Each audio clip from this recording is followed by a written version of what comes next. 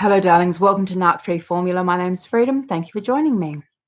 In tonight's episode, I just wanted to go over this idea of what if he's not a narcissist, because it gets asked quite often. And I want to address it. So before I start, if you like my videos, please remember to like and subscribe to the channel, and also please feel free to spread the videos widely. So, if you don't know, the DSM-5 has the definition of what the narcissistic personality disorder actually, what the diagnostic criteria is for narcissism. However, there are a few other options. Let's just say that he hasn't been diagnosed, because most narcissists, sociopaths and psychopaths will not go anywhere near a doctor or a psychologist or psychiatrist, or even a hospital, because they have such a fear of being outed, of someone actually unmasking them, and they know that once they have a label, that it's something they can't get away from. So they consciously avoid any situation where they might actually be seen for who they really are. So let's just assume that he hasn't been identified. He's not been given a label. He's not seen a doctor. All right, and you don't want to go and look up the DSM-5 because you're not a psychiatrist, and that's fine. Like, I understand that. But let's just run through a few other kind of categories of men that his behavior will probably fall under. So we have the predators, the users, abusers, and the losers. So, all right, let's start off from top. So the predators.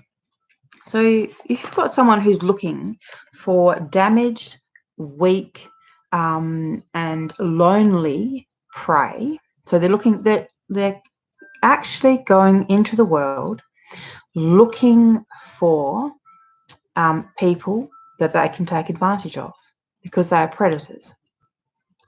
So they are looking for someone who has a trust fund, someone who's got money, someone who's got a nice house or a nice car, who wants to spend money on them, or they might be looking for someone who's, young and beautiful.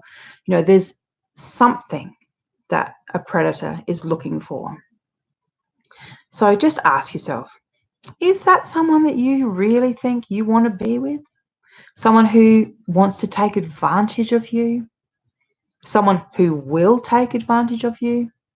Someone who will undermine you at every single step? Someone who will lie, cheat, manipulate, con, take advantage of you, and then turn around and say that you're the one that did it?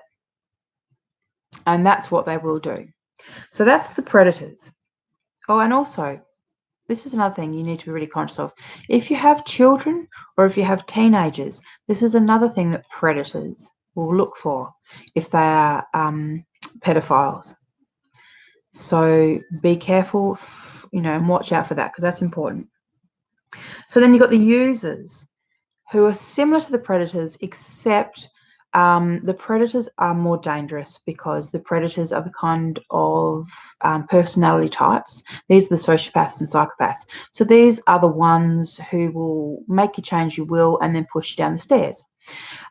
These are the ones who will make sure that everything's in their name and they slowly poison you. These are the ones that will get you married and then spend your money finding new supply, leaving you at home every night crying while they drive around in your car, picking up new supply on the town, and will goad you to try and kill yourself, or who will, deliberately and consciously try and make you an alcoholic, or give you, too many prescription pills. That kind of behavior, highly predatory. So you've got to watch out for them, because they're the ones who will and do, They don't have any remorse. They don't have any concern of being caught, because they don't think about the future. They're just in the moment for what they can get. So they're the predators. So watch out for them, because they're the worst. And most of them would have antisocial personality disorder. All right. So as I said, then you've got the users, who are kind of a downgrade. They're not necessarily as dangerous, but they can be, because they don't take care of themselves, of their relationship. They don't, because they are just in it for what they can get. They don't encourage their partners to have health checkups, for example, because they're too busy thinking about what they're going to get from their partner that particular day. So the users are the ones who need somewhere to stay, who want someone to drive them around, the ones who don't want to work but are happy to take your money. They want someone to cook and clean up and do the laundry, and look after them. They want to be mummied, basically. And they want someone else to pay their bills. Once again, I mean, really, really. I mean, all right, okay, let's just say he's not a narcissist, but, if he's a user, I mean, is that all you want for yourself, to have someone like that? Eating up all your food, sleeping on your, on your beds, dirtying up your house, using you, usury. That's one of the classic narcissistic traits, is usury. All right, so then we move on to the abusers, and this is once again more the malignant narcissist and the antisocial personality disorders. So sociopaths and psychopaths. So these are the ones that are aggressive. They're physically violent. They are controlling and domineering with their partners. They make a point of isolating their partners to gain control. These are the ones who will also use, the passive-aggressive silent treatments, have their partners walking on eggshells. What else? So they're basically just looking for someone who will allow them. So they're looking for someone to be a whipping boy, basically, a punching bag or a whipping boy. And once again, sure, they might have the term narcissist or psychopath or sociopath, but god damn it, no one deserves to be anyone's whipping boy or punching bag. The first time someone lays their hands on you, it should be the last time, but this is not the way it works. And we know that it's because they don't start off by punching or slapping or whatever. They start off with subtle boundary violations. They might just start off with something that you said, something that, some kind of boundary that you've said. They will violate that until you get so comfortable with those boundaries being violated that, the next thing, when it does actually become physical, it doesn't seem so bad, and he will minimize it, and he'll say, well, I didn't really slam you into the wall. I accidentally tripped and, accidentally gave you a little shove. So they minimize it and, justify their own behavior. Because they've done all the love bombing and all the work beforehand, they get away with it. And before you know it, you've gone from what was maybe, definitely a red flag, but maybe just a small violent act of a slight shove, to being beaten up. Boom, boom, boom. Steps from one to the other happens so quickly. And then before you know it, your life has become something that you just never imagined it would be. And you become that woman that everyone says, why doesn't she just leave? And why does she stay? So these are the abusers. And as I said, they might not have a label, but I'm giving them one now. And it's an abuser. And no one deserves to be with an abuser. All right, and the last group are the losers. And this lot are probably, to be perfectly honest, they're probably not as bad as the other three categories, because these blokes, the ones that I'm referring to as the losers, are the ones that really just, they just don't have their shit together. They're a little bit, you know, then maybe their education's not so good. Maybe they don't have kind of very good relating, you know, communication skills. Maybe they're a little bit, you know, their social skills down. They don't have that kind of emotional intelligence. You know, these blokes, all right, this is borderline. In my view, it's borderline. If you want to be with someone like that, you know, all right, that's your choice. You know, there's worlds full of losers. I mean, absolutely full of losers. If you want to be with someone like that, that is fine.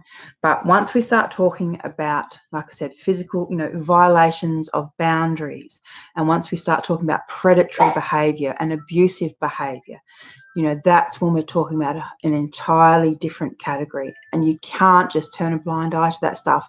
And you can't just say to yourself, oh, well, you know, I don't know if he's a narcissist or not. You know, he's never been diagnosed. Right? I'm diagnosing it right here, right now for you. Okay? If he is a predator, a user, or an abuser, okay, you need to get yourself on out of there.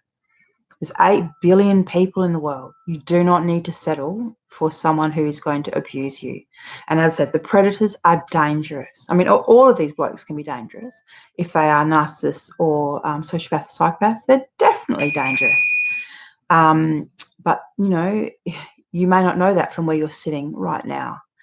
And you know, you're going through that stage where the cognitive dissonance is kicking in. You're thinking to yourself, oh, no, I mean, I think he's a bad guy, but no, maybe, but I still really love him. And, oh, I don't know if what she's saying is right, but I feel like it's right. And I get that. I understand how cognitive dissonance works. I had a lot of it myself at the beginning. It takes time away from them to get clear on what they're actually about. And no contact is the key to getting clear on what they're about. And once you know, once you are clear in your own mind that they're narcissistic or have antisocial personality disorder and they're psychopaths or sociopaths, that is your cue to get the hell away from them and start focusing on your exit strategy, how you're going to get away, and your strategy for staying no contact. Because they do not change. These blokes do not change, okay? I can guarantee you that. You will waste your entire life, or however long it takes them before they get new supply. So don't think, you know, it's just a matter of, oh, well, I can put up with their abuse, you know, or they're only a little bit abusive, or they only do it occasionally. You know, it's not going to work out like that. There's no happy endings with these guys.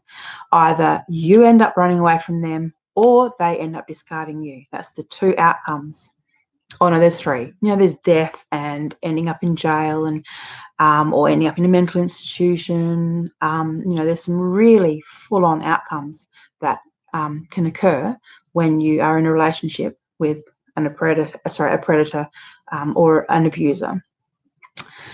So, darlings, have a good think about how you can get narc free. Because I tell you one thing, I've been narc free for a couple of years now, and life is looking so much better. So get narc free and stay narc free, darlings. Thank you for watching, and please, share the video, and remember to subscribe. And also, if you've got anything to say, put it in the comments. I'd really like to hear it. Thanks, guys.